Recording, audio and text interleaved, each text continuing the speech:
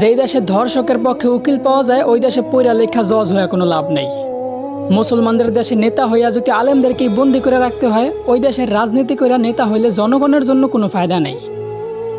৯৫% মুসলমানের দেশে যদি মুসলমানদের কষ্টগুলাই তুলে ধরা না যায়, ওই দেশে নামি দামি সাংবাদিক হইয়াও কোনো লাভ নেই।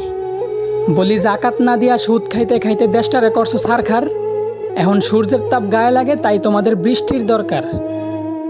আলেমদেরকে বন্দি করে আবার আলেমদের মাধ্যমে আল্লাহর কাছে বৃষ্টি কামনা করলা। বিষয়টা এমন হলো না যে কোনো এক ফল গাছের গোড়া কাটা ফালাইয়া সেই গাছ থেকেই আবার ফলের আশা করলা।